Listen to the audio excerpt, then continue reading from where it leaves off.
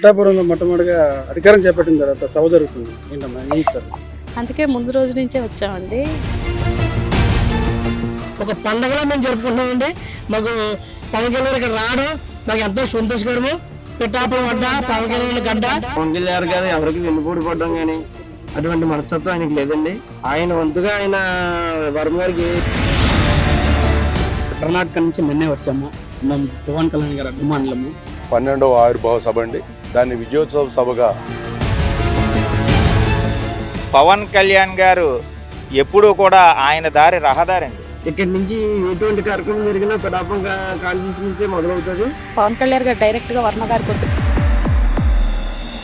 Janasena party ఆవిర్భావ సభకు సర్వం అయితే సిద్ధమైంది. ప్రస్తుతం మనం ఇక్కడ చిత్రాడ గ్రామంలో ఉన్నటువంటి ఎస్బీ రియల్ ఎస్టేట్ వెంచర్లు అయితే ఉన్నాము. దాదాపు అన్ని రకాలుగా దీనికి సంబంధించినటువంటి సభాస్థలి దగ్గర అన్ని ఏర్పాట్లు అయితే చేయడం అయితే జరిగింది. దాదాపుగా 10 నుంచి 15 లక్షల మంది జనాభా వస్తారని అయితే ఒక అంచనా అయితే ఉంది. ఆ అంచనాకు తగ్గట్టు ఎక్కడి నుంచి సుదూర ప్రాంతాల నుంచి ఎక్కడి నుంచి అయితే వస్తున్నారా వచ్చేవారు అయితే అన్ని ఏర్పాట్లు చేయడం జరిగింది. మహా అద్భుతంగా జరుగుతుందండి. పవన్ కళ్యాణ్ గారు ఎప్పుడైతే మాకు ఎమ్మెల్యే కింద వచ్చారో, అలానే మా రాష్ట్రానికి ఉప ముఖ్యమంత్రి కింద వచ్చారో, అప్పటి నుంచే మాకు పండగ వాతావరణం మొదలైంది. ఇది పండుగలు ప్రతి సంవత్సరానికి కూడా సంక్రాంతి, భోగి, అలాగే దసరా, ఈ వినాయక చవితి ఎలాగో మా అందరికీ కూడా మార్చి 14 జనసేన పార్టీ ఆవిర్భావ సభ అనేది కూడా ఒక పండుగ వాతావరణం అనమాట అండి. ఈ పండగ మేము ఉగాది ఎలా అయితే జరుపుకుంటామో మాకు ముందుగానే ఉగాది వచ్చిందని కూడా మేము అందరం కూడా చాలా సంబరపడుతున్నాం అనమాట అండి. పవన్ కళ్యాణ్ గారు వర్మ గారికి వెన్నుపోటు పొడిచారని చెప్పి వైసీపీ ట్రోల్ చేస్తున్నారు. దానిలో వాస్తవం అంటారు సార్? ఇవాళ వైసీపీ వాళ్ళు అండి వెన్నుపోటుదారులు. వైఎస్ రాజశేఖర రెడ్డి గారిని వెనకాల నుంచి పొడిచింది జగన్మోహన్ రెడ్డి, వివేకానంద గారిని గొడ్డలతో పొడిచింది జగన్మోహన్ రెడ్డి. అలానే వారికి ఎవడైతే ఎమ్మెల్యేలు కానీ మంత్రులు కానీ ప్రతి ఒక్కరికి కూడా వెనకాల నుంచి వెన్నుపోటు పొడిచింది జగన్మోహన్ రెడ్డి. పవన్ కళ్యాణ్ గారు ఎప్పుడూ కూడా ఆయన దారి రహదారండి. వెన్నుపోటు అనేది ఎవరికి పొడవరు అనేది కూడా మీకు చెప్తున్నాను అనమాట. పిఠాపురం అనేది వర్మ అడ్డ అని చెప్పి నేను ప్రెస్ మీట్ లో కొంతమంది మాట్లాడతారు టీడీపీ వాళ్ళు. ఏం చెప్తారు? ప్రజెంట్ ఏమో పిఠాపురం వచ్చేసి పవన్ కళ్యాణ్ గారు అడ్డా అని మీరు చెప్తారు. పవన్ కళ్యాణ్ గారు అడ్డా అని మేము చెప్పక్కర్లేదండి, ఇక్కడ ప్రజలు చూపించారు. ఎందుకంటే సుమారు 77,000 మెజారిటీ అంటే సామాన్య విషయం కాదు సార్. జగన్మోహన్ రెడ్డి గారి కన్నా 10,000 మెజారిటీ ఎక్కువ వచ్చిందండి పవన్ కళ్యాణ్ గారు ఇక్కడ. కాబట్టి ఎవరు అడ్డావో మేము చెప్పక్కర్లేదు, ప్రజలే చెప్పారని కూడా ఎవరైతే మీరు ఆ టీడీపీ వ్యక్తులు ఉన్నారో వాళ్ళకి చెప్పండి.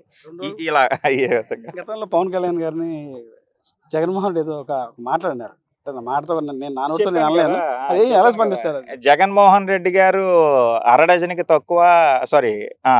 ఎక్కువ, డజన్కి తక్కువ. అలానే ఇంకొకటి ఉందండి, ఆయన దృష్టిలో చెప్పాలంటే కనుక గుణకరాయికి ఎక్కువ, కోడికత్తికి తక్కువ అనమాట జగన్మోహన్ రెడ్డి. ఆవిర్భావ సభ అనేది పిఠాపురంలో పెట్టడానికి కారణం ఏంటి సార్? ఇప్పుడు పండగ అనేది మన ఇంట్లో మనం చేసుకోవాలి. సో మా పవన్ కళ్యాణ్ గారికి పండగ ఇది. ఆయన పిఠాపురం అనేది ఇక్కడి నుంచి ప్రజలు గెలిపించారు. సో మేమందరం కూడా నిజంగా పిఠాపురం వచ్చి ఇక్కడ పండగ జరుపుకోవడం అనేది మాకు అదృష్టంగా భావిస్తున్నాను. ఇక్కడ ప్రతి ఒక్క ఎవరైతే ఓట్లు వేశారో ప్రతి ఒక్కరికి కూడా పాదాభివందనం అండి. పవన్ కళ్యాణ్ గారు ఎంత దిగ్విజయం గెలిపించినందుకు గాను ప్రజలందరికీ కూడా నేను తెలుపుతున్నాను అనమాట. మాది కర్ణాటక నుంచి నిన్నే వచ్చాము. మేము పవన్ కళ్యాణ్ గారి అభిమానులము. పవన్ కళ్యాణ్ గారు అంటే మాకు చాలా అభిమానము. మంచి వ్యక్తి, మంచి పనులు చేస్తున్నాడు కాబట్టి ఆ అభిమానంతోనే మేము అంత దూరం నుంచి ఇక్కడ వచ్చాము. ఆంధ్రప్రదేశ్ లో నీకు ఇక్కడ ఓటు ఏమైనా ఉందా? ఆంధ్రప్రదేశ్ నీకు ఓటు ఉందా? సార్ ఓట్లేదు సార్, మాకు ఓట్లేదు. మేము ఫ్యాన్స్. కర్ణాటకలో మేము జనసేన కార్యకర్తలము. కర్ణాటకలో జనసేన డెవలప్మెంట్ అయినా మేము అక్కడ ఉంటాము. అందుకని మేము ఇండియన్ భారతీయులం కాబట్టి ఎక్కడైనా మేము మాకు నచ్చిన వాళ్ళు ఎక్కడ ఉంటే అక్కడ ఉంటాం. ఓకే, తప్పేం లేదు కదా సార్. ఆవిర్భావ సభ గురించి ఏం చెప్తారంటే గతంలో 11 జరిగిన ఎవరక్క ఇప్పుడు అధికారం వచ్చిన తర్వాత పరిస్థితి ఏంటి? అధికారం వచ్చిన పరిస్థితి ప్రతి ఒక్కరూ చాలా గర్వంగా పవన్ కళ్యాణ్ గారు పెట్టి ఈ మీటింగ్ ఒక పండగలా చేసుకోవడం జరుగుతుంది. ప్రతి గ్రామాల్లో సీరియస్ సీట్లు పెట్టి ప్రతి ఒక్కరు పండుగ వాతావరణంలో చేసుకున్నారండి.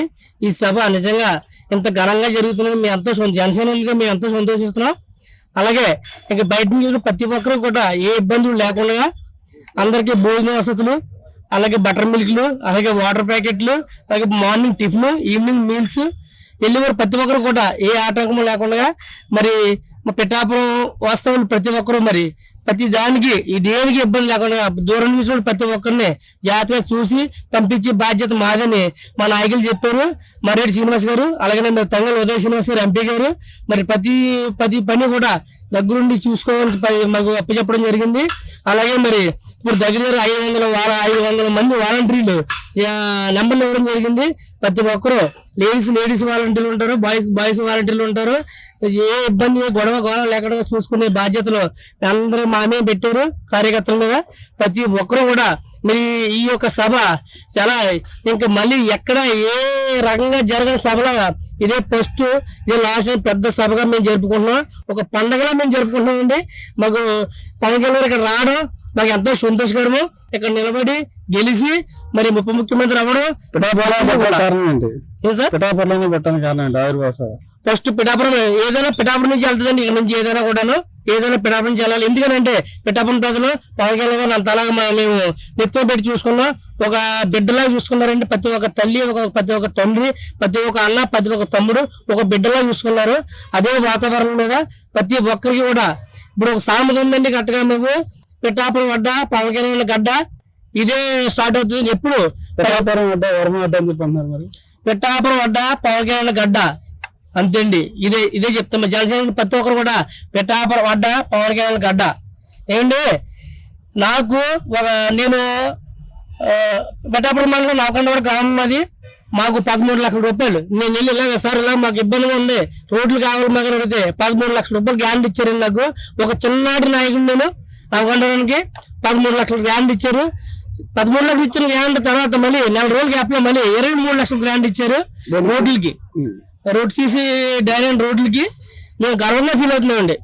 నేను 14లో ఎన్నో మాటలు పడ్డాను. వైసీపీ నాయకుల నుంచి అయితేనో వేరే ఇతర నాయకుల నుంచి అయితేనో చాలా ఇబ్బందులు పడడం జరిగింది. 14 నుంచి నేను కష్టపడి మరి ఈ స్థాయికి వస్తాం వల్ల నాకు ఒక స్థాయి ఇచ్చారు జనసేన ఆఫీసులోని. మా తండ్రి ఉదయ శ్రీనివాస్ ఎంపీ గారు అయితేనో మరి మర్రెడ్డి శ్రీనివాస్ గారు అయితేనో మాకు ఇచ్చిన అవకాశాలను బట్టి ప్రతి ఒక్క నాయకుని గుర్తిస్తున్నారండి. వర్మకి పవన్ కళ్యాణ్ గారు వెన్నుపోటు పొడిచారని వైసీపీ చెప్పింది. నిజంగా వర్మకి వెన్నుపోటు పొడిచారా పవన్ కళ్యాణ్ గారు? అవి వెన్నుపోట్లు పడగా ఆయనకు తెలియదండి. ఆయన ఒక చిన్న పిల్లడు మనస్తత్వం అయింది పవన్ కళ్యాణ్ గారిది. ఎవరు వెన్నుపోటు పడరు. కాలశ్రయం జరిగేదా జరుపుకుంటూ పోతుంది తప్ప ఎవరు ఎన్నుపోట్లు పడడానికి సరిపోరండి. ఆయన ఎందుకు పడుస్తారండి ఎన్నుపోటు? ఈయనకి ఎవరు ఎన్నుపోట్లు పడడానికి సరిపోరు. మాది నవకొండ గ్రామం అండి, పిఠాపురం మండలం. పవన్ కళ్యాణ్ గారు గురించి పవన్ కళ్యాణ్ గారు ఎవరికి వెన్నుపోటు పడడం కానీ అటువంటి మనస్తత్వం ఆయనకి లేదండి. ఆయన వంతుగా ఆయన వర్మ గారికి ఏం చేయాలనేది ఆయన చేస్తారండి. ఆ నమ్మకం మాకుంది. ఈ విజయోత్సవ సభ కృతజ్ఞత సభ కింద పెడుతున్నారండి పవన్ కళ్యాణ్ గారు. ఇక్కడి నుంచి ఎటువంటి కార్యక్రమం జరిగినా పిఠాపురం కాన్స్టిట్యూన్సీ నుంచే మొదలవుతుంది. ఇది పవన్ కళ్యాణ్ గారు అడ్డా అండి. ఇది దానికి పవన్ కళ్యాణ్ గారికి ఎవరి మద్దతు అవసరం లేదండి. ప్రజల గుండెల్లో ఆయన ఉన్నారండి. ఈ విజయోత్సవ సభ దిగ్విజయంగా నెరవేర్చడానికి 20 కమిటీలు ఏర్పాటు చేశారండి. ఆ కమిటీలు అందరూ కూడా వాళ్ళ పని వాళ్ళు చేసుకుంటూ సభని 100% సక్సెస్ఫుల్ గా విజయవంతం చేస్తామండి. జై జనసేన. రేపు జరగబోయే 12వ ఆవిర్భావ సభ అండి.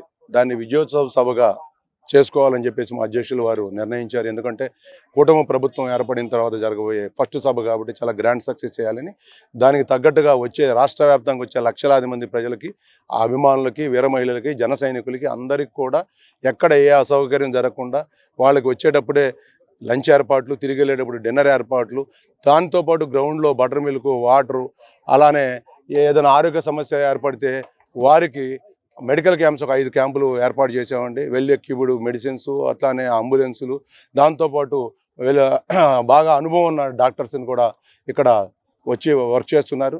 దాంతోపాటు ఐజీ గారు, కలెక్టర్ గారు, ఎస్పీ గారు ముగ్గురు కోఆర్డినేషన్తో మాకు ఈ ట్రిప్ దగ్గర 2200 మంది పోలీస్ మెన్ను కూడా ఏర్పాటు చేస్తున్నారు. కాబట్టి పూర్తిగా పోలీసుల యొక్క కంట్రోల్లోనే ఈ సభని జాగ్రత్తగా సక్సెస్ చేయడానికి ప్రయత్నాలు చేస్తున్నామండి.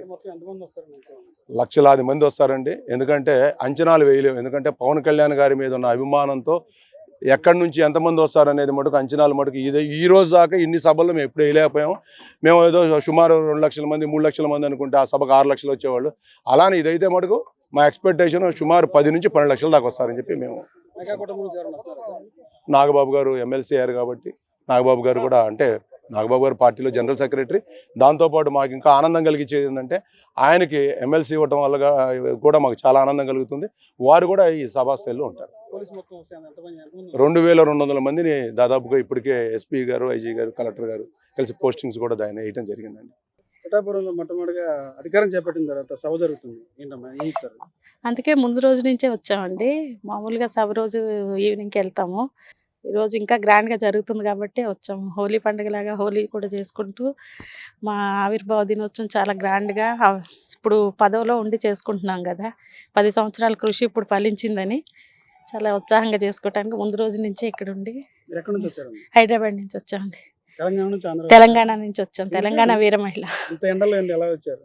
ఎలా అంటే మా అభిమానం అలాగండి. పవన్ కళ్యాణ్ గారి కోసం ప్రాణమైనా ఇస్తాం మేము. అంతలా అంత తెలంగాణ అభిమానం. ఎలా ఉంది ఇక్కడ ఆంధ్రప్రదేశ్లో పరిపాలన, కూటమి పరిపాలన? చాలా బాగుంది. అలా అడగటానికి అక్కడ అసలు ఆయన వచ్చినాక రోడ్లు కానీ ఏదన్నా కానీ అసలు పంచాయతీలో మార్పు కానీ అసలు గిన్నీస్ రికార్డ్ ఎక్కేశారు కదా సార్. 6 నెలలకే ఇంకా 1 ఇయర్ కూడా అవ్వలేదు. ఫలితం చూస్తున్నారు. మా తెలంగాణ వాళ్ళు కూడా ఎదురు చూస్తున్నామండి. మాకు అక్కడ కూడా ఈ పాలన కావాలి, మాకు పవన్ కళ్యాణ్ గారు తెలంగాణ రావాలి, మేము కూడా ఆయన ఇదిలో ఉండాలి అని చాలా ఎదురు చూస్తున్నాము. ఫస్ట్ తెలంగాణలో పుట్టినా కానీ మాకు ఈ అదృష్టం ఆంధ్ర వాళ్ళకి దొరికింది.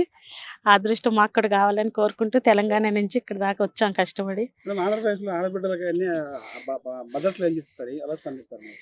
భద్రత లేదని ఇప్పుడు కాదండి, అది ముందు నుంచి లేదు. వైసీపీ ప్రభుత్వం ఇదిలో లేదండి భద్రత. మిస్సింగ్ కానీ అవన్నీ అప్పుడు లేదు. ఇప్పుడే సెటరేట్ అవుతుందండి. ఇప్పుడే కొంచెం చాలా ఇదిగా అవుతుంది. ఏదైనా మనం చెట్టు పెట్టగానే పూలు పూయవు కదండి, కాయలు కాయవు కదా. మనం వచ్చి ఇంకా 8 months కదా అవుతుంది.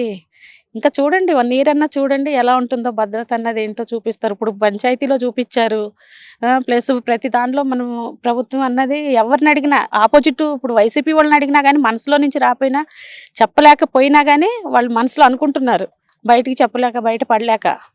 అదేంటన్నది అందరికీ తెలుసండి. గవర్నమెంట్ మాడి రోడ్లు ఎన్ని యాక్సిడెంట్లు అయిపోయాయండి. చిన్న పిల్లలు చనిపోయేవాళ్ళండి.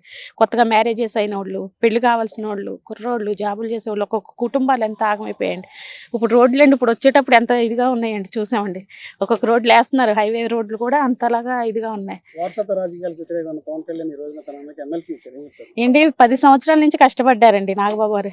ఎలక్షన్ టైంలో కూడా ఆయన హెల్త్ బాగోలేదు, కాలు ఆపరేషన్ అయింది, అయినా కానీ వచ్చారు. నాగబాబు గారు అసలు పవన్ కళ్యాణ్ గారిని ఎన్నింటి ఉన్నారండి, ఎప్పుడు కూడా వదలలేదండి. అది ఈ వారసత్వం రాజకీయం కాదండి. వ్యతిరేకం అంటే అది వారసత్వ రాజకీయం కాదండి. ఆయనకి ముఖ్యమంత్రి పదవి ఇవ్వలేదు కదండి, ఎమ్మెల్యే ఇవ్వలేదు కదండి, ఎంపీ ఇవ్వలేదు కదండి. ఎమ్మెల్యే చేత ఎన్నుకోబడిన అవునండి, ఎమ్మెల్యేల చేత ఎన్నుకోబడ్డారు అంతేగాని ఇప్పుడు ఎమ్మెల్యే అంటే అసెంబ్లీకి ఏమో ఆయన ఇచ్చేపీలేదు, కౌన్సిల్ కదమ్మా. కౌన్సిలరే. కానీ ఇప్పుడు ఫస్ట్ ముందు నుంచి కరెక్టే సార్, ముందు నుంచి ఆయనకి ఇవ్వలేదు కదా, వద్దని పక్కకు పెట్టారు. మా జనసేన వాళ్ళు కూడా కోరుకుంటున్నారు, ఎందుకంటే మా వీర మహిళలు కానీ జన సైనికులు కానీ కష్టపడ్డారు, సార్తో పాటు కష్టపడ్డారు, ఫస్ట్ నుంచి ఉన్నారు. ఆయనకు కూడా మాకు ఇవ్వటం మాకు ఆనందం కాబట్టి మేమందరం కోరుకున్న దాని మీద, మేము డిమాండ్ మీద ఆయనకి అది ఇవ్వడానికి ఇదయ్యారనమాట. ఎవరు కోరుస్తారండి? వర్మ గారు ఇప్పుడు వాళ్ళ అన్నకి మన పవన్ కళ్యాణ్ గారు ఇచ్చారండి, అది గవర్నమెంట్ తరపు నుంచి ఇది చేశారండి, కూటమి తరపు నుంచి అండి. అది పవన్ కళ్యాణ్ గారు డైరెక్ట్ గా వర్మ గారికి వద్దు మా అన్నకి ఇవ్వమని ఆయన ఏమి అడగరండి. ఆయన అసలు ఎక్స్పెక్ట్ చేయరు కూడా, అలా చేయరు కూడా. అది జనంతోనేను కూటమి తరపు నుంచి వచ్చిందండి. అది వర్మ గారికి వాళ్ళు సపోర్ట్ చేసుకోవాలి కదండి. ముందు టీడీపీ వాళ్ళు ఉన్నారు, వాళ్ళు సపోర్ట్ చేసుకోవాలి కదా. మా వల్ల ఇదిగా ఉంది కాబట్టే నాగబాబు గారికి ఇవ్వగలిగారు ఆ పదవి. నాగబాబు గారు ఓకే అండి, థ్యాంక్ యూ.